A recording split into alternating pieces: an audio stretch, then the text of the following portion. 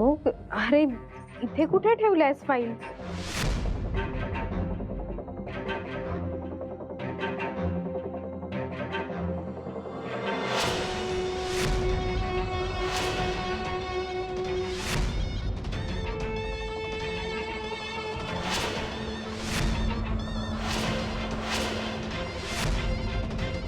अमुक, हे बघ, हे काय? अमुक, अरे भिडायस का? धक्का लागला असता ना मला. काय झालं? मार, उडी मार. अमुक, काय बोलतोयस तू? आणि चेहरा का असा दिसतोय? हात उडी मार. अमुक, अरे या हात काय आहे ते बघायला नको आपल्याला. उडी मार. अमुक, अरे काय करतोयस तू? अमुक, काय झालं? सोड मला.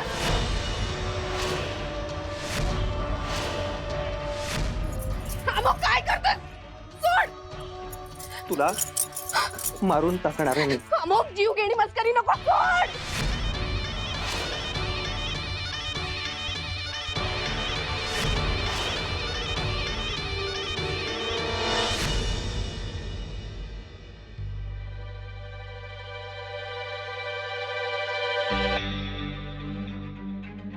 वहिनी, अगं दादाला फोनच लागत नाहीये आणि आता मांढरगडावरती गेलाय, तर पोचला की नाही हे सांगायला फोन नको का करायला? मंदाताई, तुम्ही नका काळजी करू. हो, अविनाशला तिथे रेंज नसेल. आपण जेव्हा गडावरती होतो तेव्हा आपल्याला पण तोच प्रॉब्लेम होता ना. आपण आर्याला किती फोन ट्राय करत होतो. अविनाशला रेंज मिळाली ना की तो फोन करेल. हो, नाही म्हणजे काल जागर वगैरे सगळं एकदम छान झालं, पण त्यात ती सई आली ना तिथे. अमुकने रिंगणाबाहेर पाऊल टाकलं, त्याला दुखापत झाली, म्हणून थोडी हुरहुर लागली ग जीवाला. आणि ती मेघा, तिला मी जरा हडसून खडसून विचारल्यानंतर तिची गायब झाली, ती अजून उगवली नाहीये. म्हणजे तर वास्तविक ती आपल्या बरोबर राहते की नाही? मग तिने जागराला मनोभावे बसावं हात जोडून, तर नाही, पाकोळीसारखी इथे तिथे भिरभिरत होती. मी रिंगणात ये म्हटलं तर आली नाही अजिबात. तू बघितलंस ना कशी सटकली ती काल माझ्या हातून. ठीक आहे, नंतर ती वाड्यात नाही आली. अगं पण इथे घरी तरी असेल की नाही? वाड्यातही नाही, घरीही नाही. आता ह्या अनोळखी गावात ही मुलगी कुठे गेली आहे? आता तुला पटतंय का मी तिच्यावरती का शंका घेते ते? मला तर काहीच कळत नाहीये. आई काळूबाई, आता तूच मंदाताईंच्या शंकेचं उत्तर दे आणि मुख्य म्हणजे सगळ्यांना सुखरूप ठेव.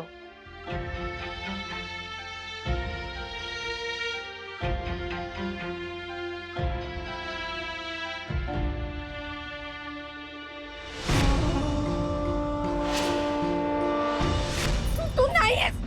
ए, सोड मला.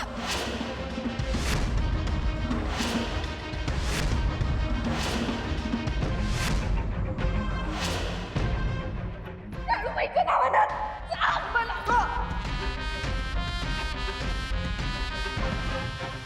आर्या!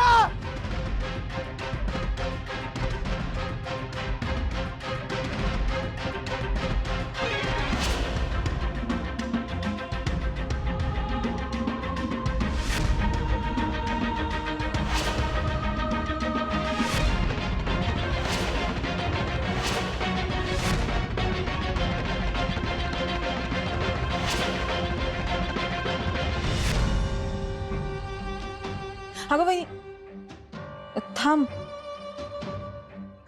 काय झालं? काहीतरी लखलखल्यासारखं वाटलं मला पाण्यात.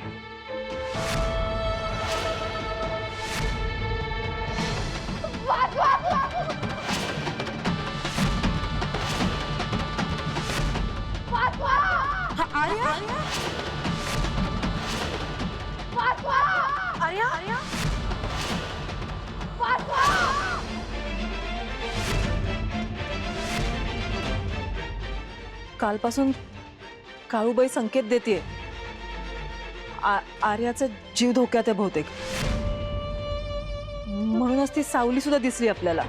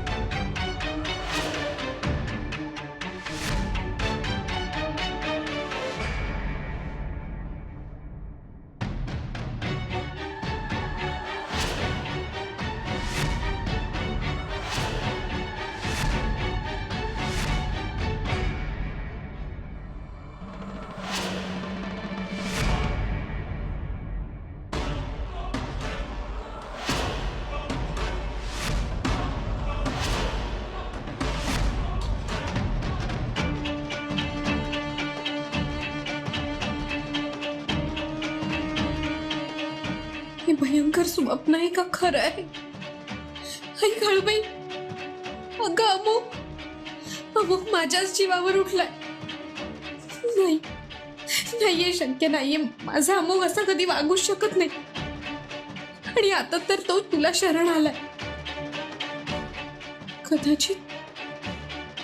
कदाचित म्हणूनच त्या विराटनी अमुकवर काही.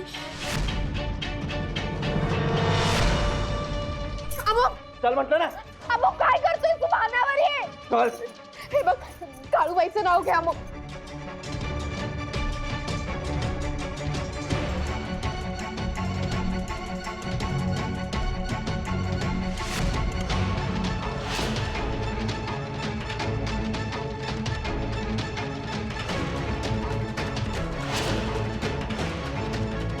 अरे काय करतोय? बाळाचा तरी विचार कर ना. चल आई काळूबाई, आता तू जाऊन ये माझ्या. चल मुकळ्या ना.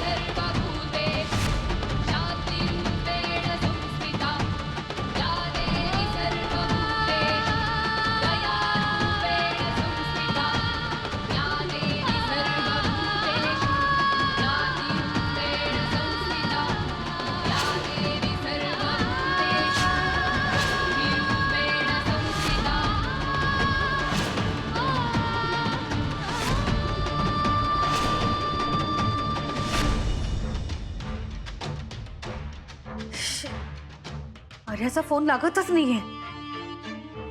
बहिणी, मला असं वाटतं फोन वगैरे राहू दे, आपण तडक वाड्यावरच जाऊया. अगं काळूबाईने इतका सरळ सरळ संकेत दिलाय, म्हणजे आर्या नक्कीच संकटात आहे. आपण निघूया लगेच. हो.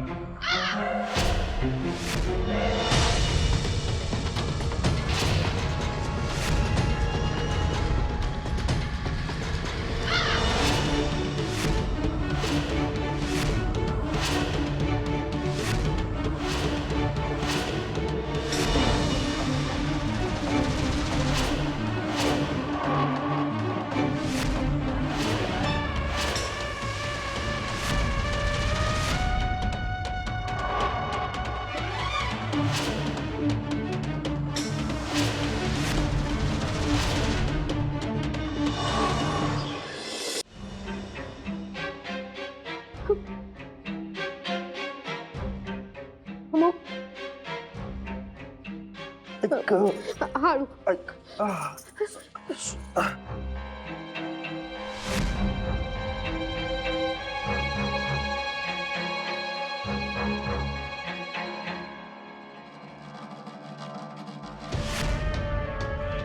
काय झालं अमुक? जागर संपला. असं काय करतोयस? तुला काहीच आठवत नाहीये का? मला इतकंच आठवतंय,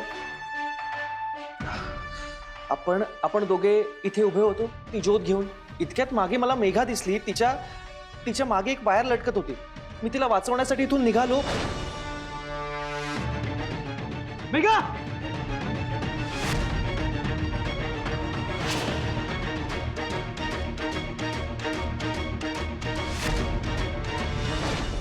ती ओके ना आता? हो ती ठीक आहे, पण अमुक गोंधळी दादांनी सांगितलं होतं की जागर संपेपर्यंत तुला त्या रिंगणाच्या बाहेर पाऊल टाकायचं नाही. अगं हो, पण तू मेघाला वाचवायला बाहेर पडलास आणि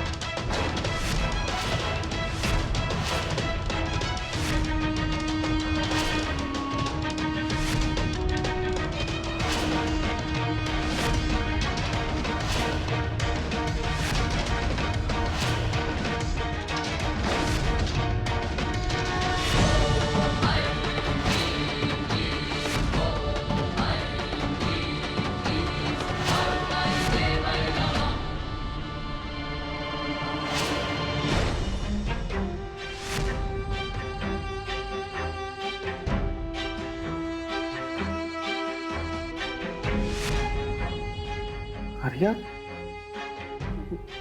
मी असं वागलो? नाही नाही आर्या, आर्या हे शक्य नाहीये. मग तुला आठवत नाहीये कारण कारण तू रिंगणातून बाहेर पाऊल टाकलंस आणि काळ्या शक्तीच्या सापळ्यात अडकलास आणि मग मला मारण्याचा प्रयत्न करत होता. आर्या, आर्या अगं मी तुझा जीव घेण्याचा प्रयत्न का करेन? नाही आर्या, आर्या हे शक्य नाहीये. बोल ना, हे खोटं आहे. असंच झालं या.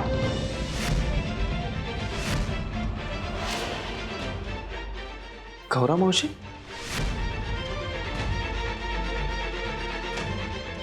अगं काल ते गोंधळी आले होते ना, तो माझा भाऊच आहे. मीच जागर घालायला पाठवलं होतं त्याला. आज ते दुसऱ्या गावी गेले दुसरं जागर घालायला. तो मला म्हणला की त्या पाटील यांच्या घरी जा आणि पूजेचं तांदूळ आणि साहित्य घेऊन ये. तेव्हाच त्यांनी मला तुमची समधी गोष्ट सांगितली. कोणती गोष्ट? म्हणजे काल ते जागर सुरू व्हायच्या आधी तुमच्या आजीनं तुमच्या दोघांच्या बी कुंडल्या त्यांना दाखवल्या होत्या. त्या पाहिल्याबरोबर त्यांच्या लक्षात आलं की आर्याचा मृत्यू रोहिणी नक्षत्रावर जन्मणाऱ्या ज्या व्यक्तीच्या हातून होणार आहे ती व्यक्ती म्हणजे अमोघच आहे.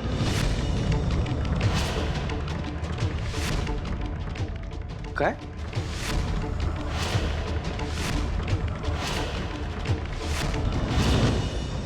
वय तुम्ही समजे घाबरला असतात म्हणून त्यांनी नाही सांगितलं.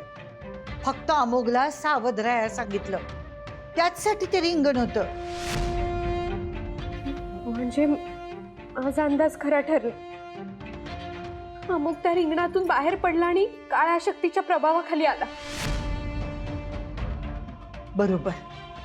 गौरा मावशी, म्हणून इतके दिवस विराट मला मारू शकला नाही आणि अखेर त्यानं अमोघलाच मला मारणारं शस्त्र बनवलं. वय हे बघ, जागराच्या चौरंगाखाली ना हा कुंकवाचा चौकोन तयार झाला होता आणि ज्या क्षणी अमोघने यात पाऊल ठेवलं त्या क्षणी तो त्या काळ्या शक्तीच्या प्रभावातून बाहेर पडला. अगं तीच तर किमया असते काळूबाईची. अमुकचं रक्षण करण्यासाठी ते रिंगण होतं आणि त्याची ग्रहदशा बदलण्यासाठी हा कुंकवाचा चौकोन होता.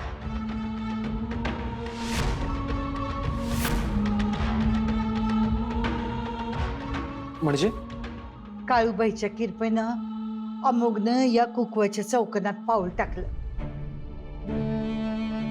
आणि काळूबाईनं अगदी वाईट शक्तीनं निकरानं दूर सारलं. त्यामुळे अमोघला संरक्षण मिळालं आणि त्याची ग्रहस्थिती बी बदलून गेली. आता आर्या, याच्या हातून तुझा मृत्यू होऊ शकत नाही. कोणी बी किती बी प्रयत्न केले तरी बी. आर्या,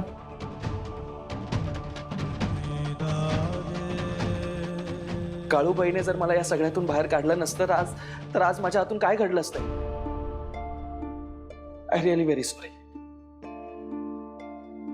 अहो ठीक आहे, हे सगळं तू करत नव्हतास, विराट तुझ्याकडून करवून घेत होता. हो, मला मान्य आहे सगळं, पण हे सगळं मानायला मी किती वेळ लावला. प्रत्येक वेळी तुला काळूबाईला विरोध करत राहिलो. खरंच सॉरी, चुकलं माझं. अरे श्रद्धेचं बीज प्रत्येकाच्या मनात पेरलेलं असतं, त्यावर विश्वासाचं फूल उमलण्याची ज्याची त्याची वेळ ठरलेली असते. पण एकदा का ते फूल उमललं ना की त्याचा दरवळ जलंबर साथ देत राहतो. करेक्ट आहे तुमचं गौरव मावशी. आज पुन्हा एकदा त्याचा प्रत्यय आलाय मला. काय ना की श्रद्धेची आणि विश्वासाच्या आनंदाची गोडी चाखली आहे मी. प्रत्येक वेळी बुद्धी आणि तर्क यालाच सगळं काही समजत होतो,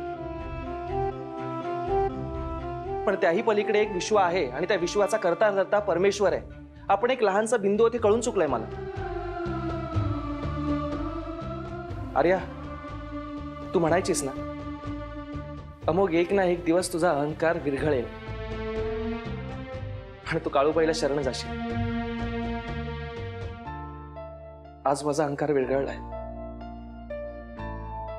आणि काळूबाईला शरण गेलोय मी. मला ना एक्सप्रेस करता येत नाहीये, पण मनात हृदयात एक वेगळाच आनंद कोंडून राहिलाय. तुला माहितीये, या कुंकवाच्या चौकोनात उभा होतो ना, तेव्हा सतत मला मांढरगडावरचं काळूबाईचं मंदिर दिसत होतं. त्याचा काय अर्थ असेल? एक मिनिट.